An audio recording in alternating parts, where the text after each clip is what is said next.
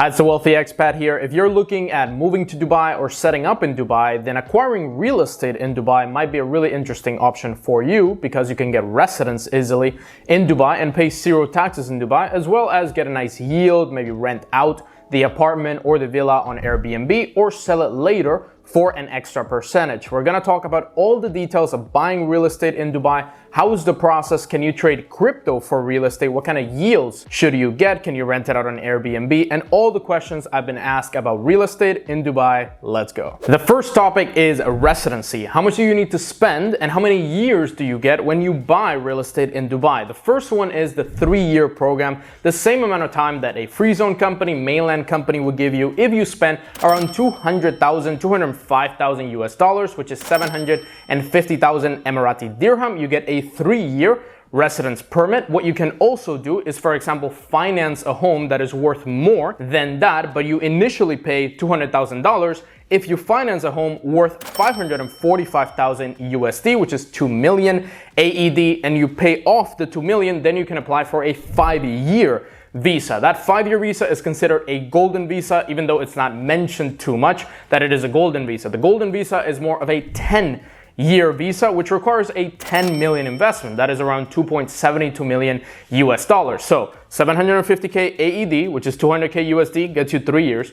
2 million AED, which is 545K USD, gets you 5 years, and then 10 million AED, which is 2.72 million USD, gets you 10-year visa, and that one is by nomination. You can't just get it by buying a huge villa that is worth 5 million US dollars, and now you get the golden visa. No, you need to be nominated for it. But in September of 2022, now when you're watching this, it's very close to September or a little bit after that, the UAE is proposing to give a golden visa to anybody that spends over 2 million AED, which is 545,000 US dollars. So if you buy a property worth 600,000, a million, whatever it is, over that threshold, you get a 10-year golden visa. They're proposing this, they're wanting to welcome more people into Dubai, and this could be very interesting for you if you're looking for that 10-year time period. The visas themselves, you can sponsor anybody you like. You can sponsor dependents, spouses, parents, whatever you want. The people that are going to live in that house, you can sponsor them to also get visas. So if you're bringing in a whole family of people, that family of people can also get visas. And the payments for those visas, they're typically 14,000 AED, which is around 4,000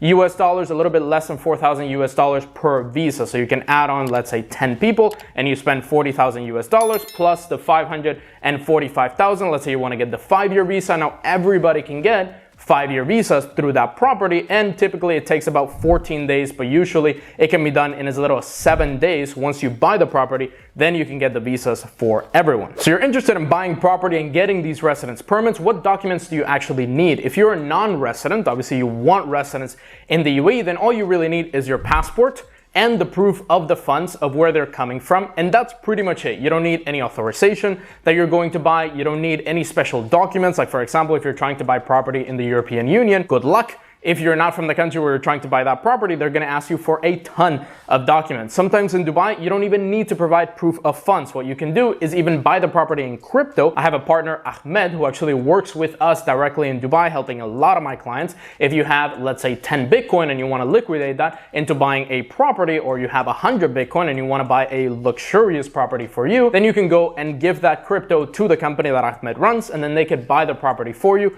transfer the ownership, and you are now owner of a property in Dubai. You can get residence through that property, and you didn't even need to cash out that crypto. And that's what a lot of people in Dubai do. If they want to cash out massive amounts of crypto, they just put it into real estate, and then they sell that real estate later on, or they put it on Airbnb. The great thing is that that partner of mine, Ahmed, he runs a big company in Dubai. If you want access to him and our realtors, you can definitely contact us with the link in the description. They also offer Airbnb licenses, which is issued by the DTCM in Dubai. They actually give you an Airbnb license so you can take your property and then rent it out on Airbnb or rent it for long-term rental. It really depends on what kind of property you buy. For example, if you buy a property that is smaller, a property that is more for long-term rental, that the view doesn't matter, that it just has a couple of windows, then those are more for longer-term rentals. You're going to rent those out for a year, maybe 2 years. Typically in Dubai, people pay by checks. Checks really mean the amount of time that you're paying for. So for example, I got an apartment in the Dubai Marina and I paid for 12 months of that apartment. I got an apartment in JBR and I paid for 6 months of of that apartment. That's what you can also do in many regions of Dubai. You can rent an apartment for 3 months, 6 months, 12 months, and typically people that rent out the apartments, they pay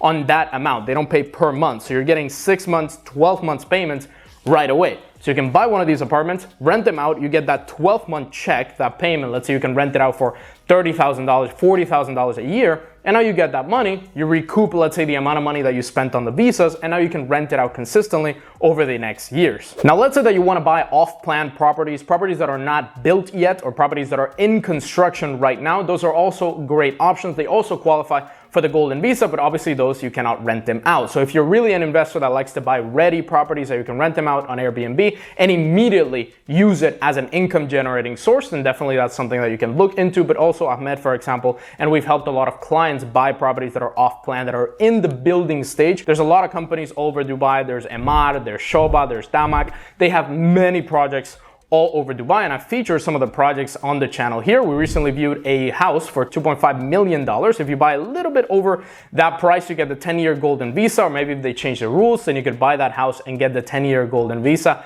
after September, or the 5-year golden visa, whatever they put in the law in September. So definitely that's something that you can look into. And you can also buy properties that are in the construction phase. They're obviously going to be cheaper, but you need to wait for the key to be handed over to you. Now, when it comes to financing, what are the different financing options that you have? For example, if you're a non-resident where you haven't done any free zone company, any mainland company, you don't have any bank accounts in Dubai, nothing like that, financing as a non-resident is actually easier than financing as a resident. Because if you're financing as a resident, you need to show the money in your Dubai bank account. You need to show all the ties to Dubai, not to your country of residence. For example, we have a client who runs a $30 million a year business in India. He became a Dubai resident and then decided, oh, I actually want to buy property here and I want to finance it. Well, now they're asking him for proof of that finance, of the money, of all the documents in Dubai. So if you're looking to buy a property, you're looking to finance that property and get a visa through that property, and you're not a resident yet, then better it is to do the financing as a non-resident, then apply for the visa once you have the property, and you can get the 3-year visa, the 5-year visa, the 10-year visa later on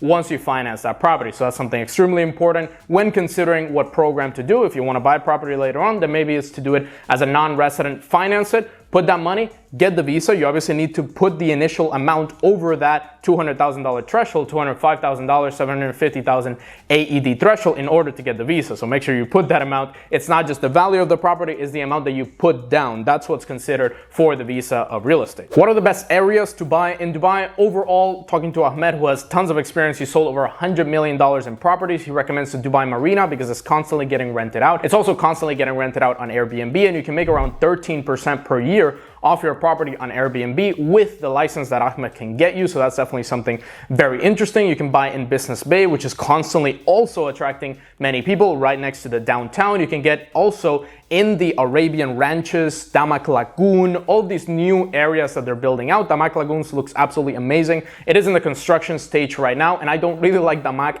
as a company per se. I much prefer Emar and Shoba, but that's up to you when you see the actual building, when you feel the quality and all of that. But definitely that area is something extremely interesting to look at.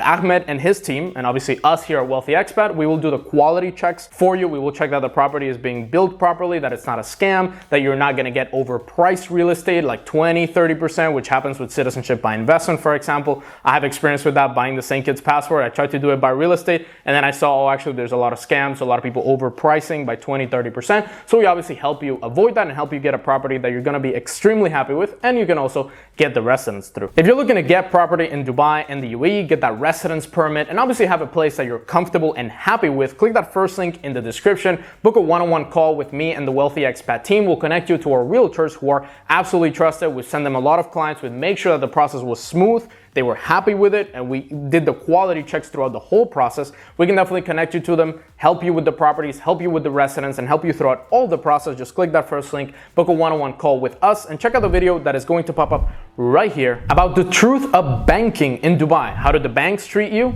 I've been banking in Dubai for 2 years now, corporate banking and personal banking. How do they treat you overall? How easy it is to transfer money between different countries? And overall, what is the experience banking in Dubai and the UAE? Check it out right now. Subscribe, hit that notification bell, the like button down below. I'm the Wealthy Expat. I'll see you on the next video.